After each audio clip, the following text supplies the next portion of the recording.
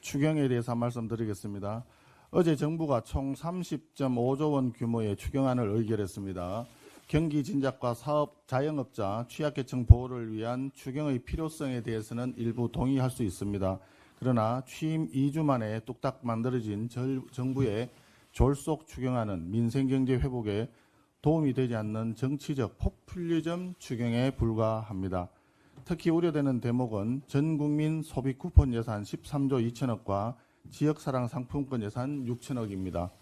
전체 추경의 절반에 달하는 예산이 포퓰리즘적 현금 살포에 투입되는 것입니다. 이번 추경안은 한마디로 사이비 호텔 경제학의 대국민 실험장으로 보고 있습니다. 우려되는 부분이 세 가지가 있습니다. 첫째, 막대한 예산 투입에 비해 경기 진작 효과가 미미하다는 것입니다. 이미 문재인 정부 시절 전국민 재난지원금의 소비 효과에 대한 KDI 등 연구기관의 연구 결과가 많이 나와 있습니다. 둘째, 무차별적인 현금 살포가 집값 상승과 물가 폭등의 압력으로 작용할 수 있습니다. 셋째, 국가 채무가 1,300조 원을 넘어 급격히 악화될 수 있습니다. 그래서 이런 지원금을 추진하고자 한다면 내수진작 효과, 물가와 부동산에 미치는 영향, 국가 채무 등을 종합적으로 분석하고 논의해서 중장기적인 경제 운용 방침을 정해서 이에 따라 추진되어야 합니다.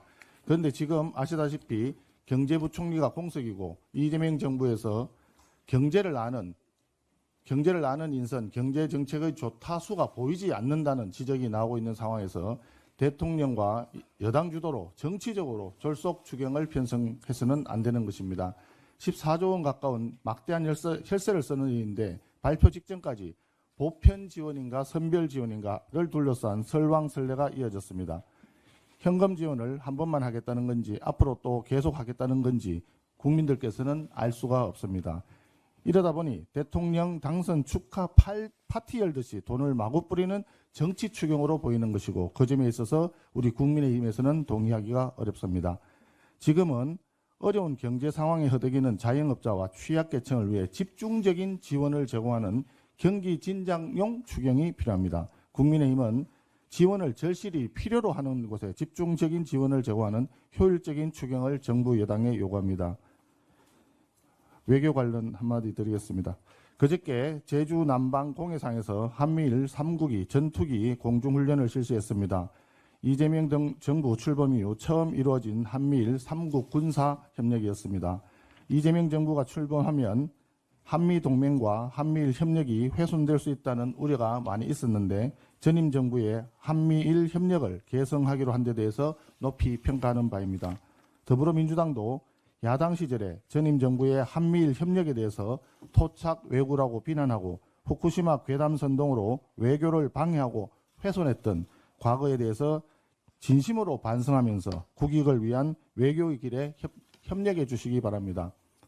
그런데 일부 여당 중진 의원들이 G7 정상외교 성과에 대해서 칭찬을 넘어서 한미 정상회담이 무산된 것까지도 잘 됐다고 주장하는 기이한 반응을 내놓고 있습니다. 여당 의원들이 통상적인 대통령 칭찬을 넘어서 과도하게 아전 인수식 해석을 내게 되면 오히려 미국과 국제사회에 우리 정부의 본심에 대해서 의구심을 자아낼 수 있다는 것을 명심해야 합니다.